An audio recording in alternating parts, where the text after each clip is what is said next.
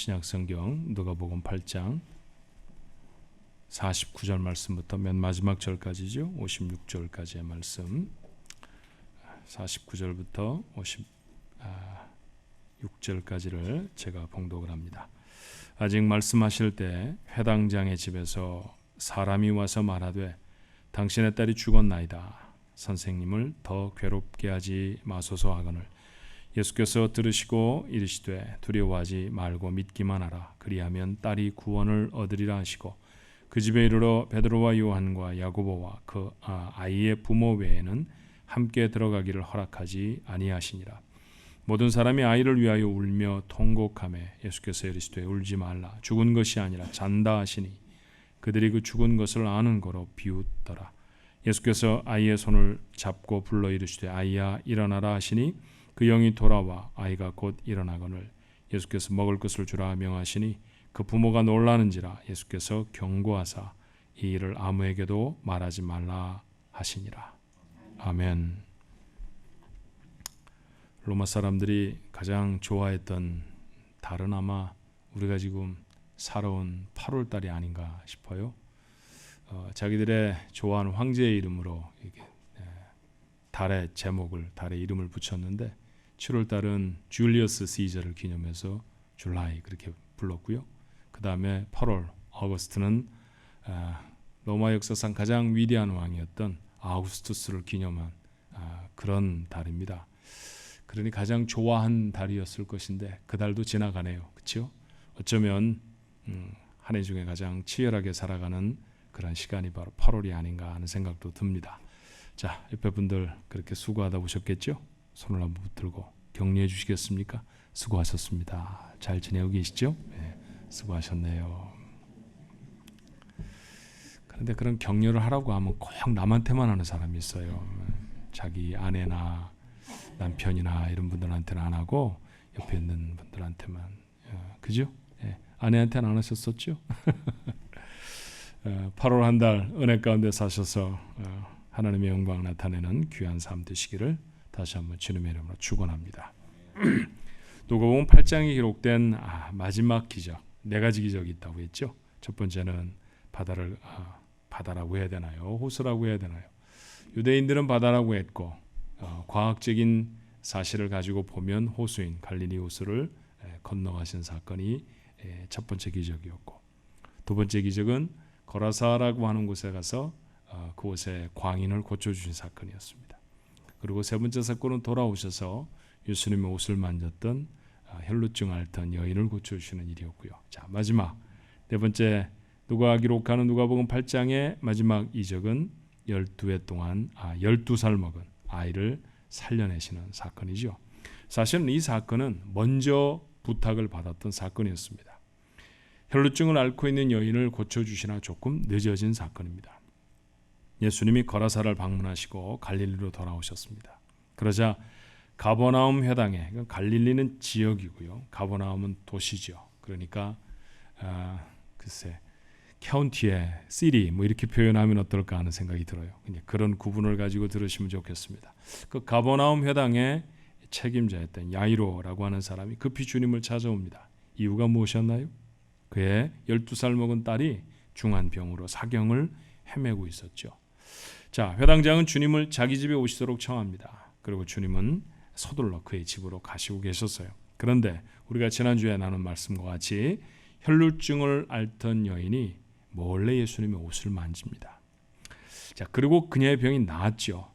병이 나았다, 주님 옷을 만져서 병이 나았다라는 것은 기쁜 일이었지만 주님은 잠시 걸음을 멈추셔야 했습니다. 주님은 자기 옷을 만진 여인을 찾으셨고요. 사람들은 웅성웅성거렸습니다. 그리고 제자들은 왜 하필이면 이런 때에 옷 만진 사람을 찾으시나, 그것이 의아했죠. 그런 와중에 속에 타들어가는 사람은 누구였을까요? 죽어가는 어린 딸의 아버지 야이로입니다. 이러고 있을 시간이 없는데, 한시라도 빨리 가야 하는데, 그런 마음이 아마 그에게 들지 않았겠어요? 결국 주님은 여인을 찾아내셨습니다. 한바탕 꾸중을 들을 줄 알았죠. 그런데 주님은 꾸중하시는 대신에 모여있는 모든 사람 앞에서 그 여인의 나음을 공포해 주셨어요. 사람들이 아마 그렇게 생각했을 거예요. 아, 그러면 그렇지. 역시 우리 주님이셔. 저렇게 고쳐만 주시는 것이 아니라 모든 사람에게 병이 없다는 사실도 확인시켜 주시는구나. 얼마나 좋은 분인지 뭐 이런 생각을 했을 거예요. 혈루증 여인의 사건은 기쁨과 감격으로 그렇게 마무리가 지어졌습니다. 아이의 아버지는 가슴을 쓸어내렸을 거예요. 더 시간이 지체되지 않은 것 때문에, 그리고 놀라운 기적이 자신의 눈앞에서 이루어지는 것을 본 때문에 그렇게 그는 감사했을지 모릅니다. 이제 좀 더 서둘러서 아이로 빨리 가기만 하면 됩니다. 그 오랜 질병에 시달리던 여자도요, 예수님의 옷만 만지고 깨끗함을 나왔습니다. 주님이 가셔서 어린 딸의 손만 잡아주셔도 아이는 나을 것입니다. 그런 마음을 막 가졌을 것 같아요. 아버지는 그런 희망으로 주님을 재촉하려 했습니다. 그런데 그의 앞을 막아선 사람이 있었죠. 잘 아는 사람이었습니다. 아마도 그의 종이었을 것 같아요. 그는 슬픈 얼굴로 다가와 이렇게 말하죠. 본문이 시작하고 있는 말씀이었어요. 당신의 딸이 죽었나이다. 선생을 더 괴롭게 하지 마소서. 본문 49절의 말씀입니다. 아니, 아이가 죽었다니요. 아이는 예수님을 기다리지도 못하고 죽어버렸습니다. 이게 어떻게 된 일입니까? 이젠 다 끝났습니다. 아버지는 아마 다리에 맥이 풀려 버렸을 거예요. 자, 그 사건을 들었던 회당장의 마음은 어떤 마음이었을까요? 조금만 더 서둘렀다고 하면 혈루증을 앓던 여인처럼 나을 수 있었는데 그런 마음이 들지 않았겠어요? 안타까운 마음이 들었을 것입니다. 아니, 사실 내가 먼저 딸을 고쳐달라고 했는데 왜 하필이면 그 시간에 그 여자가 갑자기 끼어든 거지? 낳은 여자가 부러운 것이 아니라 도리어 그 여자에게 화가 났을지도 모릅니다. 먼저 내 딸을 고쳐주셨다면 어땠을까? 12회나 이 여자는 앓고 있었잖아.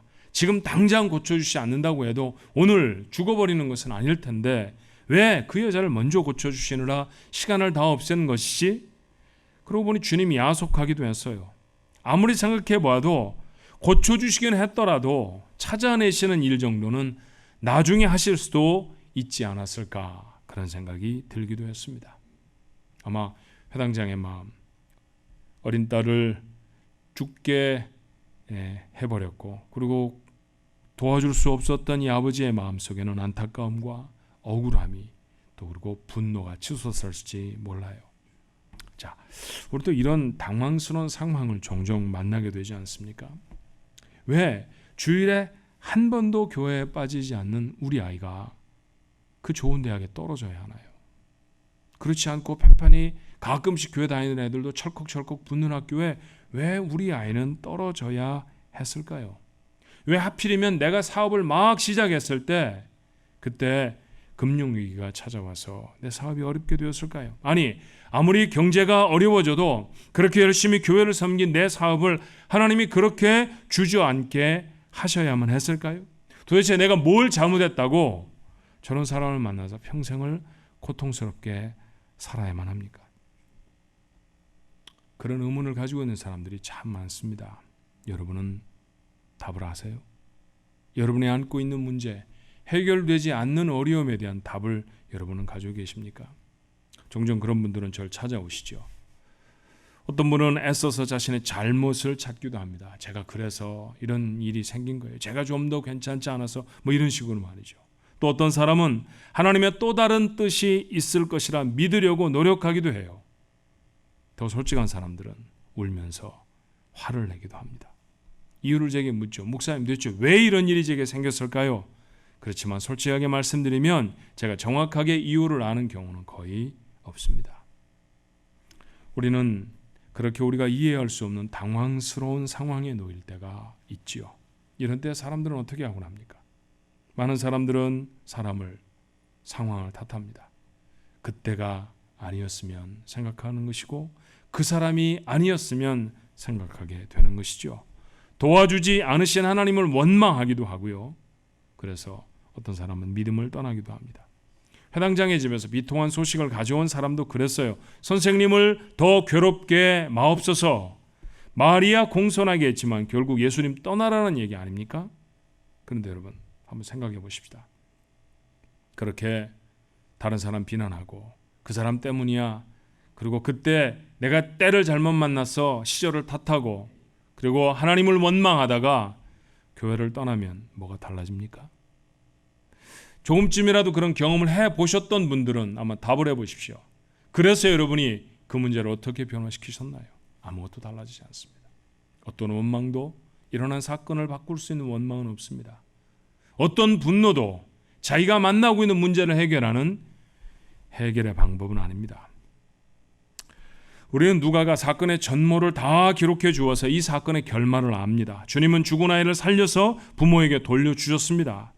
죽음이라는 것은 사람에게는 더 이상 손 쓸 방법이 없다라고 하는 의미에서 종말적이죠. 끝이라는 얘기입니다. 아무리 대단한 의술을 가진 의사가 나타나도 아무리 효과가 좋다고 하는 약을 만난다 할지라도 살아있을 때의 일입니다. 신락같이 생명이 붙어 있을 때 의사도 약도 소용이 있는 것이지 그것이 끊어지고 나면 더 이상 아무것도 달라질 것이 없습니다. 죽음이라는 것은 사람에게 그렇게 속수무책인 것이죠. 그런데 여러분, 오늘 여러분에게 읽어드렸던 본문의 이야기는 다르지 않습니까? 아무것도 달라지지 않은 것이 아니었습니다. 정말 놀랍게 달라졌습니다. 죽은 아이는 살아났고 그것도 건강한 몸으로 살아났습니다. 아무것도 달라지지 않을 원망과 탄식을 할 것입니까? 아니면 이런 놀라운 결과를 이루어내실 것입니까? 대답은 자명하잖아요. 아무 변화를 일으킬 수 없는 원망이나 입에 담고 살 수는 없습니다. 그렇다고 하면 원망하고 낙담하는 일을 내려놓고 도대체 회당장은 무엇을 했는지를 주목해야 합니다. 오늘 본문 51절의 말씀이죠. 그 집에 이르러 베드로와 요한과 야고보와 아이의 부모 외에는 함께 들어가기를 허락하지 아니하시니라. 주님은 아이가 죽어서 눕혀져 있는 그 방에 베드로와 요한과 야고보 그리고 그 죽은 아이의 부모와 함께 들어갔습니다. 여러분, 이 사실이 우리에게 무엇을 시사하나요? 죽어버린 아이의 집에 주님이 제 아들과 함께 가셨다는 것 아닙니까? 회당장에게 소식을 전한 사람의 말처럼 그는 주님에게 이제 됐습니다. 아이가 죽었다는데 뭐하러 가십니까? 그렇게 말하지 않았다는 이야기죠. 그는 여전히 주님의 손을 붙들고 자신의 집으로 달려왔고 죽어버린 딸, 그렇습니다. 자신이 주님께 들고 갔을 때보다 더 어려워진 문제를 다시 한번 주님 앞에 들고 섭니다. 이게 답입니다. 해결할 수 없는 문제를 만나고 모두가 다 끝이라고 하고 도무지 이해가 되지 아니하는 문제가 생기면 어떻게 해야 할까요? 그래, 끝이야 라고 사람들과 같이 합창을 하고 절망할 것입니까? 아닙니다. 그래도 그 문제를 주님께 가지고 나와야 합니다. 아니, 모두가 안 된다고 하고 아무도 아무리 생각해도 이해가 되지 않으니까 더욱더 주님께 그 문제를 가지고 나와야 하는 것 아닙니까? 왜냐하면 주님께 해답이 없는 문제는 없기 때문입니다. 수학을 좀 하시나요? 영어는 좀 하는데 수학은 도무지 가까이 하게 너무나 당신인 분들이 참 많으시죠. 풀리지 않은 문제를 여러분은 어떻게 했습니까? 우리가 학교를 지나가면서 옛날에 국민학교로 불렀던 초등학교로 불렀던 그 시절부터 우리는 하여튼 수학과 씨름을 하면서 살아가야 했었죠. 모든 문제를 다 완벽하게 풀었던 사람은 이 가운데 한 사람도 없습니다. 제가 하나님은 아니지만 그건 분명히 합니다. 여러분이 모르는 문제를 만났을 때 어떻게 하셨어요? 저희 때는 전과를 뒤졌습니다. 전과가 뭐야? 그렇게 말하는 세대가 있을 것 같아요. 그죠? 굳이 영어로 표현하면 레퍼런스 북입니다. 참고서 거기 보면 답도 적혀 있고요. 웬만한 교과서에 답은 다 적혀져 있는 그런 전과 한 권씩 가지고 계셨죠. 학교를 들어가기만 하면 문방구에서 전과를 사주시지 않았던가요? 부모님들이? 전과를 뒤져보기도 했는데 수학이라는 게 답만 한다고 해결되는 게 아니잖아요. 그죠? 풀이의 과정이 도무지 이해가 되지 않으면 그것 들고 선배들을 찾아가기도 했었습니다. 그렇죠? 국민학생 때는 중학교 다니는 형들을 말이죠. 대부분 교회에 와서 물어보곤 했었어요. 그리고 그걸 알아내느라고 얼마나 애를 썼는지 모릅니다. 군밤도 여러 번 주워 맞았죠. 근데 그래도 이해가 안 가면 그 문제 들고 결국 선생님한테 갑니다. 그러면 여러분 어때요? 신기하게 풀리지 않았습니까? 한 번도 그런 문제 가지고 선생님한테 안 찾아가 본 사람 모릅니다. 정말 신기하게 풀려집니다. 어떻게 이렇게 나한테는 꽉 막혔던 문제가 선생님 앞에만 가면 그렇게 눈 녹듯 다 풀어져 버리고 다 해결이 되어버리는지 몰라요. 그렇게 문제를 풀어본 사람, 그 사람이 수학을 잘합니다. 만약 여러분들 중에 누군가가 수학이 정말 어려웠다고 하면 그렇게 풀어본 경험이 없기 때문이죠. 수학이 너무너무 하기 싫었던 까닭은 모르는 문제를 만나면 포기해버렸기 때문입니다. 여러분, 풀리지 않는 문제는 산수책에만 적혀져 있는 게 아닙니다. 인생에도 반드시 있습니다. 그리고 그 문제를 대하는 태도는 딱 두 가지입니다. 하나는 포기해버리거나 또 하나는 그 문제를 주님께 가지고 나오는 것이죠. 주님께 가지고 나와서 그 문제를 풀어낸 사람은 이후에 더 어려운 문제를 만나도 당황하지 않습니다. 선생님이 알고 계시다는 것을 알잖아요. 누군가가 풀 수 있다는 사실을 알지 않습니까? 조금만 더 노력하고 애를 쓰면 그 문제는 반드시 풀려질 것이라는 사실을 알고 있지 않나요? 다시 주님께 그래서 그 문제를 가지고 나옵니다. 그렇게 인생의 실력을 쌓는 것이죠. 그것이 바로 성공적인 인생을 살아가는 지름길이라고 분명히 믿습니다. 자, 다시 한번 회당장의 집으로 돌아가 볼까요? 주님이 회당장의 집에 들어서셨을 때 집안은 온통 울음소리로 가득했습니다. 그 가여운 12살짜리 아이가 죽어버린 것이죠. 숨차게 주님을 모셔온 회당장에게 모든 사람은 말합니다. 아이가 죽어버렸습니다. 아이가 죽어버렸습니다. 이것은 도무지 돌이킬 수 없는 사건입니다. 자기들로서는 어찌 해볼 수 없는 사건이죠. 그런데 주님은 같은 사건을 보시면 뭐라고 하시던가요? 본문 52절의 말씀이에요.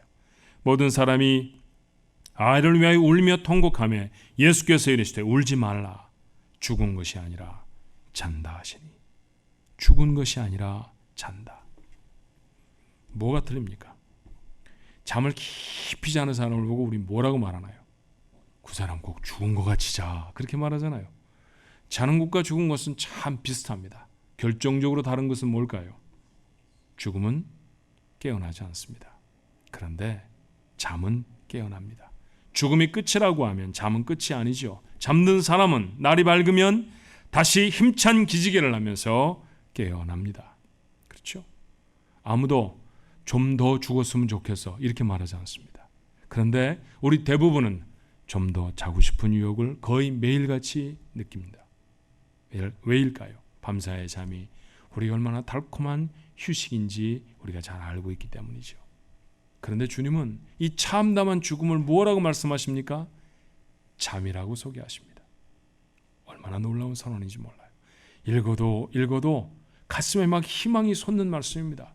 죽은 것이 아니라 잔다. 여러분, 우리가 안고 있는 문제를 우리의 눈으로 보면 슬프고 절망스러운 것이죠. 그런데 같은 문제를 주님이 보시면 죽음도 달콤한 쉼이 될 수 있습니다. 주님은 아이에게 뭐라고 말씀하셨던가요? 54절에 이렇게 말씀하시죠. 예수께서 아이의 손을 잡고 불러 이르시되 아이야 일어나라 하시니. 살아나라 라고 하시 않으셨습니다. 잠을 깨듯 일어나라 라고 하셨고요. 그리고 아이는 주님의 말씀대로 잠을 깨듯 일어났습니다. 기억하십시오. 죽음처럼 처절한 절망도 주님 안에서는 달콤한 휴식의 잠이 될 수 있는 줄로 믿습니다. 나는 죽을 것 같은데 그 문제를 주님께 맡기고 주님의 눈으로 보면 전혀 다른 차원의 이야기가 될 수 있다는 것이죠. 그렇다고 하면 어떻게 주님의 눈으로 우리를 엄습하는 사건을 볼 수 있을까요? 비보를 듣고 절망하던 회당자에게 주님은 뭐라고 말씀하셨나요? 50절의 말씀이었죠. 예수께서 들으시고 이르시되 두려워하지 말고 믿기만 하라. 그리하면 딸이 구원을 얻으리라. 두려워하지 말고 믿는 것입니다. 믿음입니다. 그래요. 믿음은 주님의 눈으로 사건을 보는 능력인 줄로 믿습니다. 여호수아와 갈렙을 기억하시나요? 가나안 정복의 영웅들 아니었습니까? 출애굽한 지 한 2년쯤 지났을 때 이스라엘 회중은 똑똑한 사람 12명을 뽑아서 그들이 점령해야 될 땅을 정탐하도록 보냅니다. 그 중에 두 사람이 여호수아와 갈렙이었죠. 나머지 10명의 이름도 성경은 기록하고 있습니다만 우린 별로 기억 안 합니다. 그 사람들의 이름은 별로 중요하지 않아서 그래요. 왜 그들은 그렇게 중요하지 않아졌을까요? 어쩌면 이 사건 때문일지 모르죠. 자, 그들이 가나안 땅에 들어가서 온 땅을 다 돌아보았을 때, 탐지했을 때 그들 모두는 12명의 사람들은 같은 것을 보았고 같은 것을 들었을 것입니다. 12명의 사람들에게 사건은 동일했습니다. 그들의 보고는 이랬죠. 땅은 좋은데 차지할 수는 없다라는 것이었어요. 왜냐하면 그 땅을 차지하고 사는 그 땅의 사람들이 너무도 강했기 때문입니다. 자, 그들의 리포트를 민수기 13장 33절은 이렇게 우리에게 전해요. 거기서 네피림 후손인 아낙 자손의 거인들을 보았나니 우리는 스스로 보기에도 메뚜기 같으니 그들이 보기에도 그와 같았을 것이니라. 땅은 너무 좋은데 그곳에 사는 사람들이 자이언트입니다. 너무 큽니다. 그 사람하고 우리하고 비교해 보니까 우리는 메뚜기였습니다. 그래서 우리는 얻을 수 없습니다. 그런데 똑같은 사람을 보고 온 여호수아와 갈렙의 말은 달랐습니다. 우리가 들고 있는 개역 개정 성경이 아니라 옛날에 읽었던 개역 성경으로 읽어야 이건 맛이 납니다. 자, 민수기 14장 9절에 그 땅 백성을 두려워하지 말라. 그들은 우리의 밥이라. 그들의 보호자는 그들에게서 떠났고 여호와는 우리와 함께 하시느니라. 그들을 두려워하지 말라. 다른 곳에 다녀온 사람들입니까? 전혀 다른 사람들을 만나고 온 사람들 같지 않아요? 10명의 사람들은 보고 엄청 큽니다 이렇게 말하는데 여호수아와 갈렙은 우리 밥이라고 말합니다. 똑같은 거인을 보고 한쪽은 야, 저 사람들 앞에 서면 죽을 것 같아 라고 말하는데 다른 두 사람은 그 사람들은 우리에게 적수가 되지 않습니다. 어떻게 그렇게 말할 수 있었을까요? 그 까닭은 하나입니다. 하나님 때문이었습니다. 하나님의 눈으로 보았기 때문에 그들은 크고 장대한 사람들이 도무지 두렵지 않았습니다. 여러분, 믿음은 사건에 하나님을 더해서 보는 것입니다. 사건만 보는 사람은 늘 죽을 것 같습니다. 그래서 일주일 동안 가장 많이 외치는 말이 죽을 것 같다는 말입니다. 하지만 그 사건에 하나님을 더해서 보는 사람은 그 사건을 죽음의 사건으로 보지 않고 해결하고 점령하고 이기고 하나님의 영광을 높일 사건으로 보게 될 줄로 믿습니다. 사람들은 주님이 너무 늦으셨다고 생각했습니다. 정말로 혈루증을 앓고 있던 여인이 길에 끼어든 것은 우연한 사고였을까요? 그녀를 찾아내어서 치유를 선포하는 동안에 아이가 죽을 것이라는 것 주님은 모르셨을까요? 그럴 리가 없잖아요. 다 아시면서도 주님은 그렇게 하셨던 까닭은 바로 그 시간이 주님이 아이를 일으키실 시간이었기 때문입니다. 자, 주님과 가까이 지나던 벳아니의 나사로라고 하는 사람을 아시죠? 위중한 병이 들었습니다. 이 병을 치료할 수 있는 사람은 의사가 아니라 주님이라고 하는 사실을 너희들은 단박에 알았죠. 그래서 사람을 보냅니다. 주님, 나사로가 병들었습니다. 와서 좀 도와주십시오. 자, 그 소식을 들었으면 주님은 어떻게 하셔야 합니까? 어떻게 하셔야 합니까? 곧바로 달려가셔야 되잖아요. 감이 잘 안 오시면 이렇게 얘기해 보십시다. 여러분 중에 누군가가 제게 전화를 합니다. 목사님, 저 수술해 와서 기도해 주세요. 제가요 지금 드라마를 보고 있는데 어떡하나. 이거 정말 재밌는데 요거 보려고 하면 한 40분 좀 더 있어야 될 것 같은데 요거 다 보고 갈게요. 그러면 어떻게 할까요? 그 다음 주에 그 사람을 교회에서 만나기가 어렵겠죠. 그렇죠? 주님이 딱 그러셨어요. 이틀을 더 유하셨는데 요한복음 11장의 말씀 보면 이틀 동안 뭘 하셨다는 기록이 없습니다. 그냥 빈둥빈둥 노셨다고 말하면 좀 너무 불경스러운 얘기일까요? 주님 마치 뭘 기다리시고 있는 것처럼 나사로가 위중합니다라는 소식을 들었는데도 움직이지 않으십니다. 제자들은 막 가자고 그랬어요. 주님, 빨리 가십시다. 가서 도와주셔야지요. 그곳에 아무리 주님을 배척하는 사람이 있다고 할지라도요, 우리가 가서 맡겠습니다. 그러니 얼른 가십시다. 그랬더니 주님이 좀 가만히 있어라. 그리고 이틀 동안 그냥 그 자리에 계셨어요. 그러다가 이틀이 지난 후에 주님이 제자들에게 이제 가자 그러셨습니다. 왜 지금 가세요?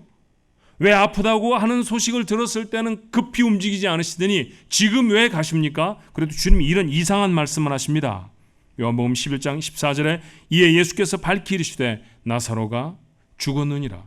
정말 이상한 얘기잖아요. 살았을 때 가셔서 치료해 주셔야지요. 죽은 다음에 가시면 장례식 참석하시겠다는 얘기밖에 더 되지 않습니까? 그런데 가시려면 벌써 가셔서 고쳐주셔야지 죽었다면 이미 늦은 것 아니야 라고 생각하는 그 제자들에게 주님은 이렇게 말씀하십니다. 15절에요. 내가 거기 있지 아니한 것을 너희를 위하여 기뻐하노니 이는 너희로 믿게 하려 함이라. 그러나 그에게로 가자 하시니 주님께는 뜻이 있으셨습니다. 주님의 뜻을 이루기 위해서 사람들은 다 늦었다고 생각하는 바로 그 시간이 주님의 시간이었기 때문에 주님은 그 시간에 그 자리로 가십니다. 주님이 가실 때가 바로 그때 on time인 것이죠. 주님의 사전에는 too late은 없습니다. 여러분을 돕기 위해 주님이 too late 절대로 하지 않으십니다. 주님 너무 늦었어요. 제 사업은, 제 아이는, 제 건강은 그러세요? 아닙니다. 그렇지 않습니다. 주님의 뜻이 있는지 누가 압니까? 주님의 또 다른 뜻이 그곳에 담겨 있을지 모르지 않습니까? 주님께 너무 늦은 시간이라는 것은 없는 것이죠. 늘 우리가 조급할 뿐입니다. 아이는 살아났고요. 회당장의 집은 장례식이 아니라 잔치를 벌여야 했습니다. 우리의 삶에도 같은 사건이 일어날 수 있다고 전 분명히 믿습니다. 너무 늦었다고 절망하지 마십시오. 청교도인들이 했던 얘기를 여러분 기억하시죠?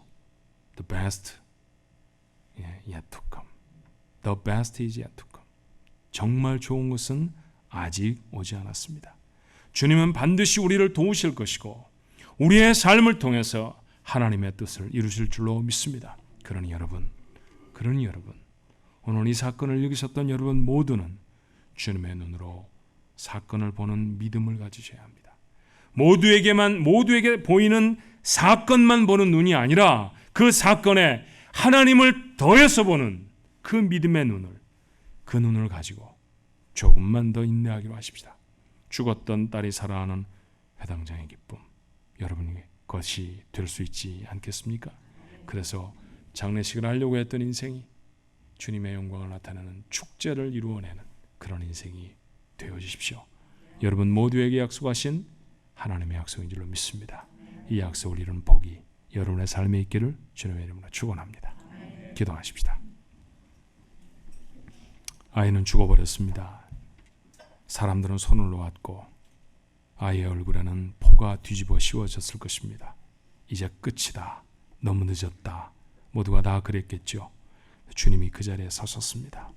그랬더니 그 아이는 마치 잠을 자고 있었던 것처럼 주님의 말씀 한마디에 일어날 수 있었습니다. 주님은 사람들이 죽음이라고 보는 사건을 잠이라고 말씀하십니다. 하나님 그렇습니다. 우리가 지난 한 주간 맞닥뜨려 살던 삶도 죽음 같은 삶 아니었습니까? 먹고 살기가 너무 힘들어서 이러다 정말 죽는 거 아니야? 그런 생각하면서 우리 가족들이 살았습니다. 이런저런 사건과 어려움들 속에서 죽는 게 차라리 나을지 몰라 라고 생각했던 우리 식구들도 있었을지 모릅니다. 어떤 이는 병원에서 수술을 하고 죽음처럼 깊은 고통을 느끼며 회복을 간절히 바라는 사람도 있었습니다. 하나님 우리는 그렇게 종종 우리 앞에서 있는 문제들 앞에 죽음의 내음을 맞습니다. 사람의 눈으로 보면 끝인 것 같습니다. 안 될 것 같습니다. 포기해야 할 것 같습니다. 너무 늦은 것 같습니다. 그런데 주님은 그 사건을 보시고 이건 죽은 게 아니라 자는 거다 말씀하십니다. 깨어날 것이라는 말씀이죠. 회복될 것이라는 것이죠. 축제가 시작될 것이라고 말씀해 주시는 것입니다. 이 말씀 다시 붙듭니다. 하나님 해결되지 않은 문제, 분노가 가득한 마음을 가지고 하나님 오늘 이 아침에 주의 전에 올라왔을지라도 그 문제를 들고 주님 앞에 다시 서는 용기가 하나님의 사람들에게 있게 하여 주시옵소서. 포기하고 원망하고 책임을 전가하고 그리고 믿을까 말까 갈등하는 자가 아니라 해결이 안 되니까 사람이 해결할 수 없으니까 내가 보기에 깨달아지지 않는 문제이니까 그래서 더 그것을 가슴에 부둥켜 안고 주님 앞에 서는 야이로의 마음, 죽은 소녀의 아비의 마음이 되게 해 주시옵소서. 주님은 그 자리에 하나님의 기적을 일으키시는 줄로 믿습니다. 너무 늦지도 아니하고 죽음과 같은 것을 회복시키셔서 하나님의 놀라운 영광을 나타내도록 하시는 그 기적의 사건을 오늘 이 아침에 말씀을 나눈 우리 가족들도 경험할 수 있도록 축복해 주시옵소서. 예수님 이름으로 간절히 기도하옵나이다. 아멘. 337장